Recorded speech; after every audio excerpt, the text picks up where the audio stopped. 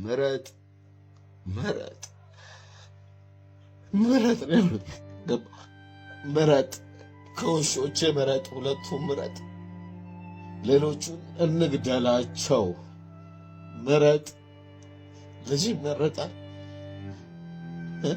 ልጆቼ ምረጥ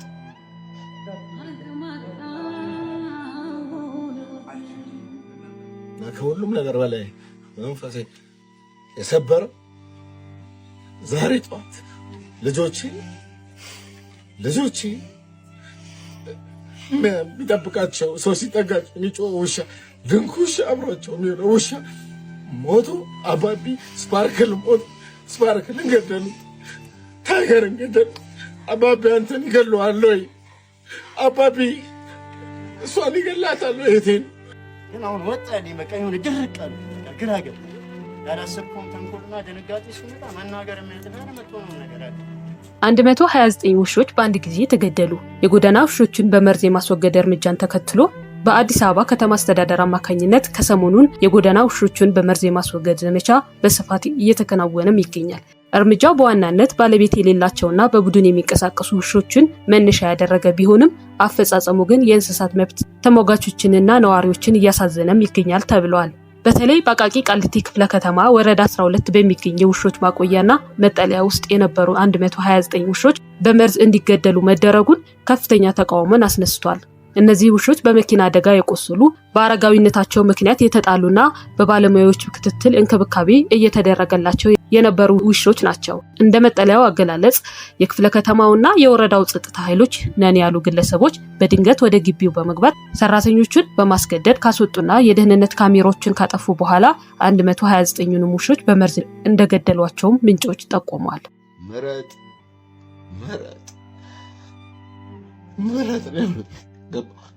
ምረጥ ከውሾቼ ምረጥ ሁለቱም ምረጥ ሌሎቹን እንግደላቸው ምረጥ ልጅ ይመረጣል ልጆቼ ምረጥ ሁለቱም ምረጥ ሁለት ውሻ ነው መኖር የሚችለው ሁለት ውሻ የቀሩትን እንግደላቸው ምረጥ አለኝ። ልጅ ይመረጣል ወይ? እያንዳንዱ እዚህ ያለው ገባ ከእንስሳ ጋር ያደገ እሱ ገጠር ያደገ ሰው ነው። በሬን አርደህ ትበላለህ፣ ያረስክበትን በሬ ትበላለህ አርደህ። ምረጥ እንድመርጥ ከውሾች ቀሩት ሊገላቸው እያየ ሊገላቸው ገባ። ናዚ ታውቃል ወይ? ዞር አድርጎ ሄድ ብሎ እኮ ሊገላቸው አይደለም፣ በፊት እያሳየ ሊገላቸው እኮ ነው። እኔ ምን አረኩኝ?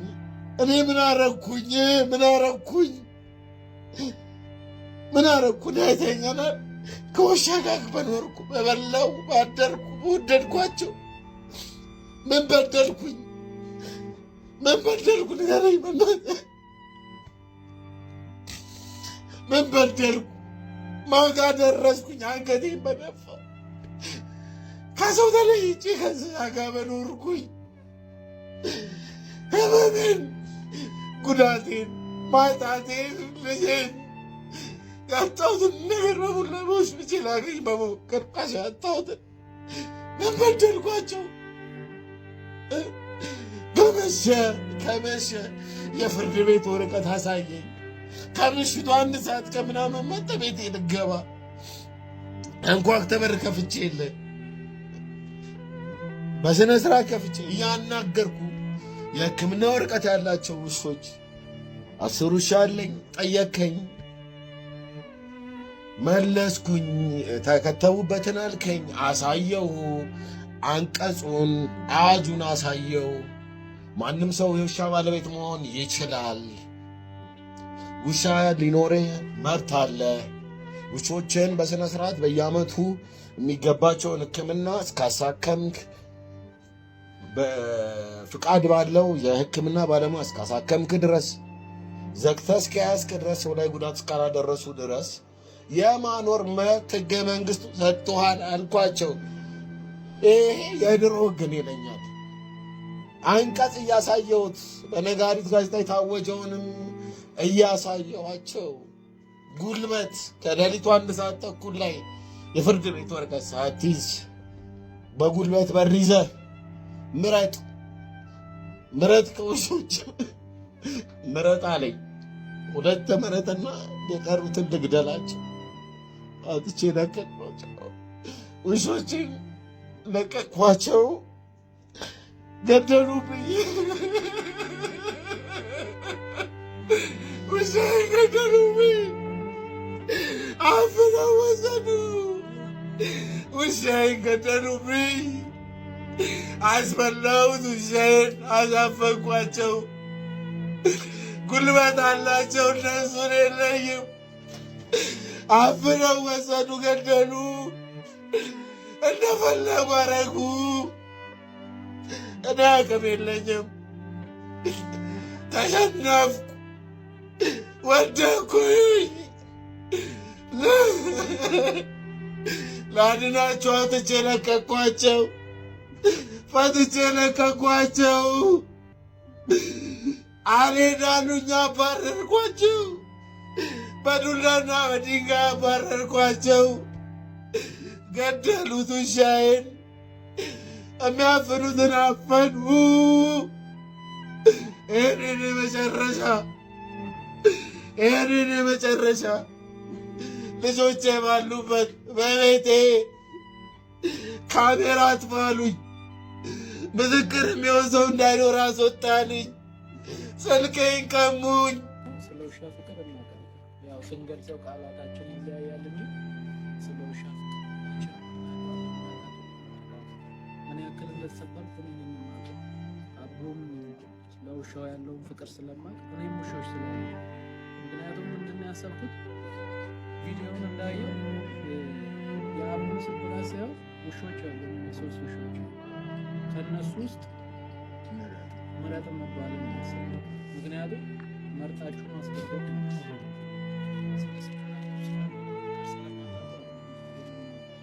ግን ከዚህ በኋላስ ምንድን ነው? ከልጆች አንዱ ምረጥ እንደተባለ ነው።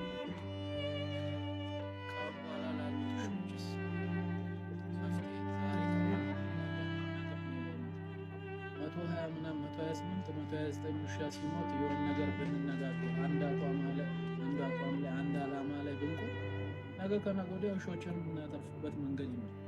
ከሁሉም ነገር በላይ መንፈሴ የሰበረው ዛሬ ጠዋት ልጆቼ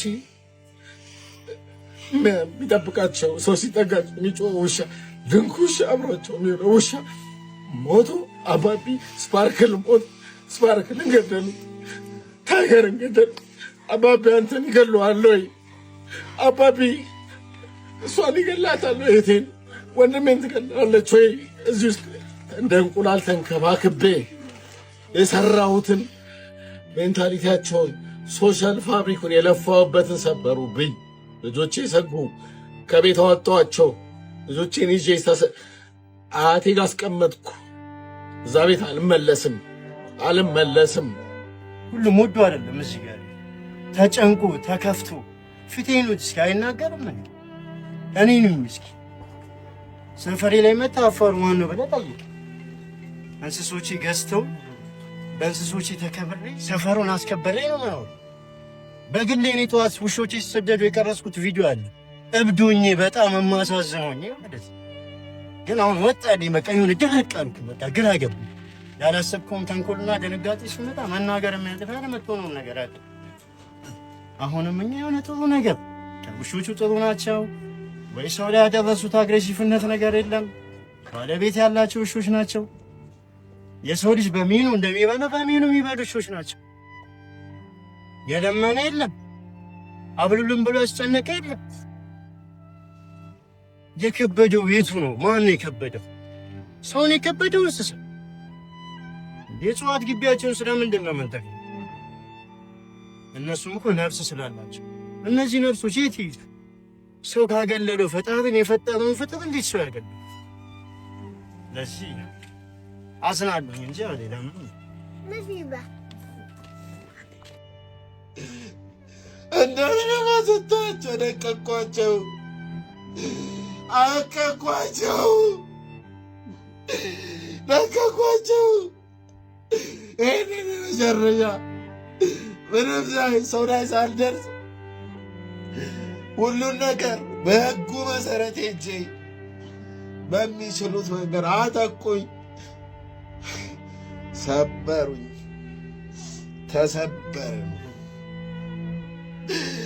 ተሰበርን። ግን ተረፉ፣ ለቀኳቸው፣ ተረፉ። እሱ የፈጠራቸዋል። እኔ ነኝ ሲል አስበላቸው የነበረው። ለቅሞ ይኖሩ እኔ ነኝ ላስገድላቸው፣ እኔ ነኝ ላስገድላቸው።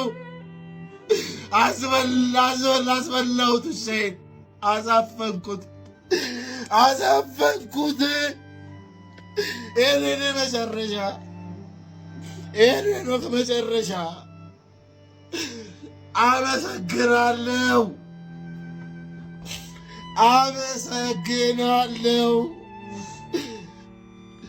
አመሰግናለሁ። የእኔ መጨረሻ ነው።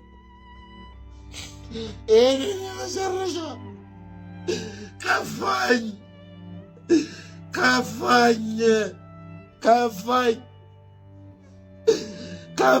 ተሰበርኩኝ።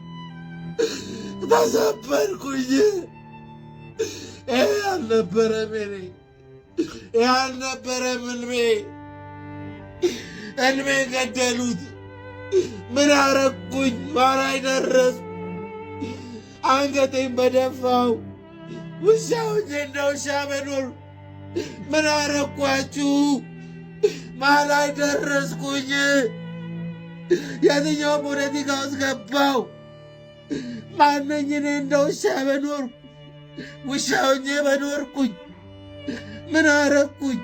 አብሬ በኖር ይህ ነው ሕገ መንግሥቱ። ይህ ነው አዋጁ። ምንድን ነው የሚለው? ማንም ሰው ውሻ ባለቤት መሆን ይችላል። ውሾቹን ተንከባክቦ እስከያዘ ተገቢውን የሕክምና ክትትል እስካደረገ አስሮ በቤት ውስጥ ከያዘ ድረስ።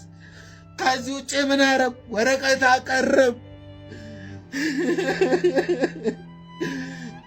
እቤቴ መግባት አችሉም። ከምሽቱ 1 ሰዓት ላይ የፍርድ ቤት ወረቀት አምጡ ወይ ጠዋት ኑ ባልኩኝ ሊያስገድዱኝ ያዙኝ። ካሜራ አጥፋሉኝ። አውጥቼ ውሾችን አባረር። ሜዳ ለሜዳ በድንጋይ አሯሯጥኳቸው። ፍረዱኝ። የኢትዮጵያ ሕዝብ ይህን መጨረሻ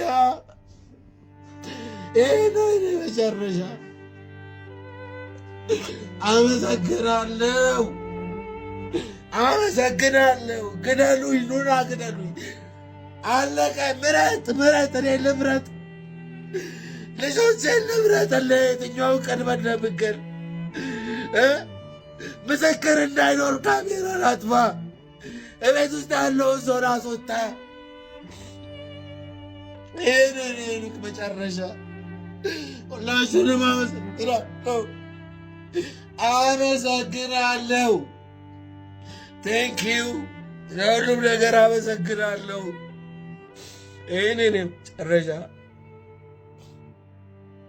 እንደዛ ብዬ ነው ማምኑ። ምክንያቱም እዚህ ጋር የተሰበሰብነው ውስጥ ብዙ ነው ብዬ ነው የማስበው። ዓላማ ያለው ሰው 2 ሰው ይበቃል። ምክንያቱም ዛሬ እዚህ ላይ ቆመን ተነጋግረን አንድነታችንን በደንብ አጠናክረን ነገ ዓላማችንን ላይ ከሰራን ነገ ላይ የሚሞቱ ውሾች አይሞቱ። አሁን እውነት ስናገር ስመጣ ውሾች መንገድ ላይ ሳይ ምን ያክል እየተሳቀፉ ምን ያክል እየተሰበርኩ እንደመጣሁ ነው የማውቀው።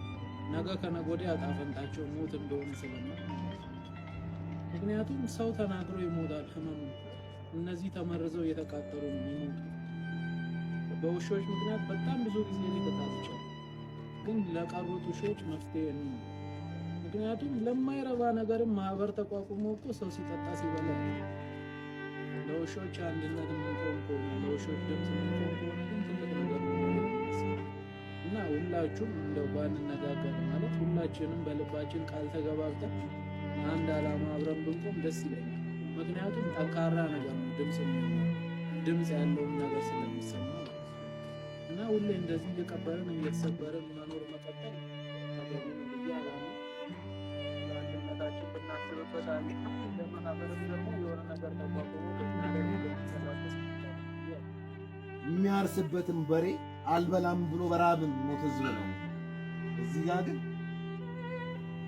እንስሳ ዶክተር ብዙ አይነት ዶክተር አየሁ። ሁሉንም ዶክተሮች አውቃለሁ፣ አከብራለሁ።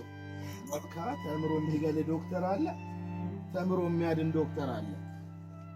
10 ምናምን ዓመት ተምሮ የሚገል ዶክተር አለ።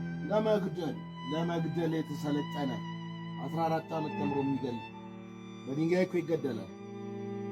ለመግደል መማር አያስፈልግም፣ ለማዳን ነው።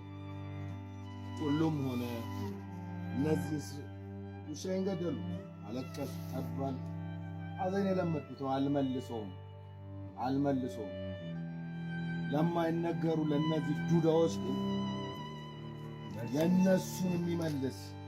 የነሱን በደል የሚመልስ አምላክ አላቸው። እኔ አልመልሰውም። እናንተ